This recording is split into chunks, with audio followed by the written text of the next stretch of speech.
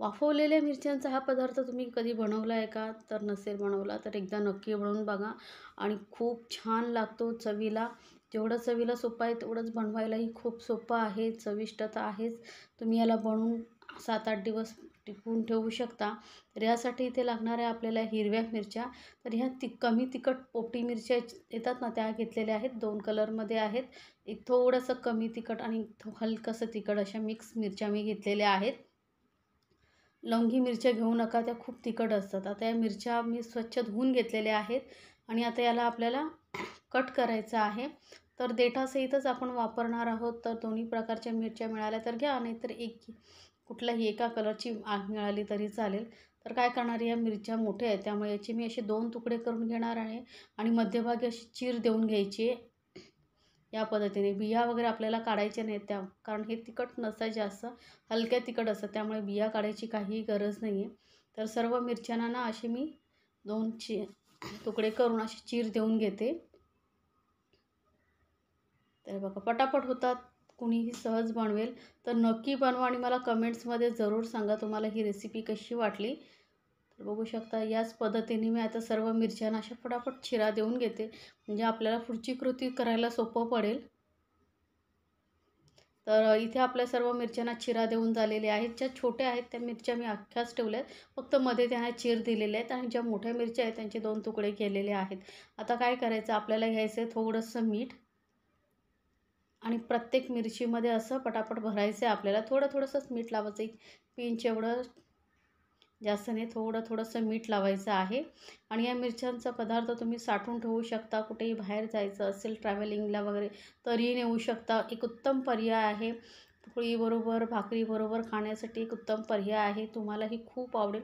तर सर्व मिरच्यांना मी या पद्धतीने मीठ लावून घेतलेलं आहे. आता काय करायचं, आपल्याला याला वाफवून घ्यायचं आहे. तर मी इथे इडली स्टँडचं हे प्लेट घेतलेली आहे. तुम्ही चाळणीवरतीही वाफवू शकता, तुम्हाला जसं आवडेल तसं तुम्ही करू शकता. तर इथे सर्व मिरच्या मी अशा थोड्या थोड्या या इडली पात्रामध्ये भरते, प्लेटमध्ये. छोटे तुकडे केल्यामुळे काय होतं, आपल्याला एकतर हँडल करायलाही सोपं पडतं आणि असे वाफवायलाही सोपं पडतं. तुम्ही सांगितल्याप्रमाणे चाळणीवरतीही वाफवू शकता. अशा इडलीच्या पात्रामध्ये, प्लेटमध्ये मी ह्या मिरच्या ठेवलेल्या आहेत. खूपच छान लागतात चवीला या मिरच्या. तर नक्की बनवा आणि मला कमेंट्समध्ये ज़रूर सांगा. आता गॅसवरती मी कढई ठेवली आहे, त्याच्यामध्ये पाणी तापत ठेवलेलं आहे. पाणी चांगलं तापलं गेलं पाहिजे बघा. यामध्ये मी मध्यभागी अशी एक वाटी ठेवलेली आहे, म्हणजे ही प्लेट आपल्याला वरती असं एकदम परफेक्ट ठेवता येईल. आता एकदम मंद गॅसवरती आपल्याला याला वाफवून घ्यायचं आहे. कमीत कमी 5 मिनटं तरी वाफवून घेऊया. जास्त वाफवायची गरज नाही, फक्त हलकंसं सॉफ्ट होईपर्यंत आपल्याला या मिरच्या वाफवून घ्यायच्या आहेत. तोपर्यंत आपण काय करूया, इथे मी घेतलेलं आहे 4 लसणाच्या पाकळ्या, मोठ्या साईजच्या आहेत त्यामुळे 4 घेतलेल्या आहेत आणि एक अर्धा इंच आल्याचा तुकडा घेतलेला आहे. याला आपण किसून घेऊया. आलं आणि लसूण किसून घातल्यामुळे चव खूप छान लागते. ताजं आणि आलं लसूणची पेस्ट नक्की वापरून बघा, किसून घ्या. नाहीतर तुमच्याकडे पेस्ट असेल तर ती वापरू शकता, पण ताजं जेव्हा आपण वापरतो ना त्याची चव अप्रतिमच लागते. त्यामुळे मी प्रत्येक रेसिपीमध्ये ना असं फक्त किसूनच सगळं आलं आणि लसूणची पेस्ट वापरते. तर हे आलं आणि लसूण आपलं किसून झालेलं आहे, हे ठेवूया साईडला. आता काय करायचं, आपल्याला घ्यायचं आहे दही. तर दही ताजंच घ्या, आंबट घेऊ नका. पाव कप एवढं दही घेतलेलं आहे. त्यामध्ये मी पाव चमचा एवढी हळद घालते आणि 1 चमचा धने पावडर घालते आणि सोबतच एक अर्धा चमचा काश्मीरी लाल मिरची पावडर वापरते आहे. मिरच्या तिखट नाही आहेत, अजिबात तिखट होणार नाही, त्यामुळे घाबरू नका. फक्त कलरसाठी मी घातलेली आहे लाल मिरची पावडर. अर्धा चमचा कसुरी मेथी घालते, असेल तर घाला, नाही घातला तरी चालेल. यामुळे चव खूप छान येते. आणि अर्धा चमचा साखर घालते, छोटा अर्धा चमचा मी इथे साखर घातलेली आहे. थोडंसं पाव चमचा एवढं मीठ घालून सर्व मसाले चांगले फेटून घेतलेले आहेत. आता याला ठेवूया साईडला. आपण वळूया आपल्या मिरच्यांकडे. तर मिरच्याही 5 मिनटं झाले, चांगल्या वाफल्या गेलेल्या आहेत. मस्त कलर बघू शकता तुम्ही, हलका लाईट झालेल्या आणि मिरच्या एकदम सॉफ्ट झालेल्या आहेत. अशा पद्धतीच्या आपल्याला मिरच्या पाहिजे असतात. तर आता या मिरच्या काढून घेऊया आणि एका पॅनमध्ये तेल घेतलेलं आहे 2 चमचे. तेल गरम झालं की यामध्ये हिंग घालूया. पाव चमचा एवढं हिंग घालायचं.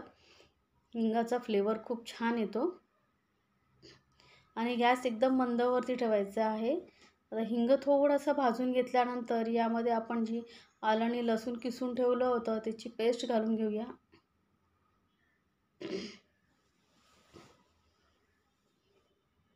आलं लसूण मी व्यवस्थित आपण हे तेलामध्ये चांगलं भाजून घ्यायचं आहे.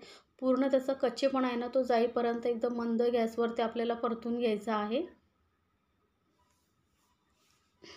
या पद्धतीने मिरचीची ही रेसिपी नक्की बनवून बघा, खूपच छान लागते. तर आता तुम्हाला समजलंच असेल कारण आपण दह्यातल्या मिरच्या बनवतो आहे.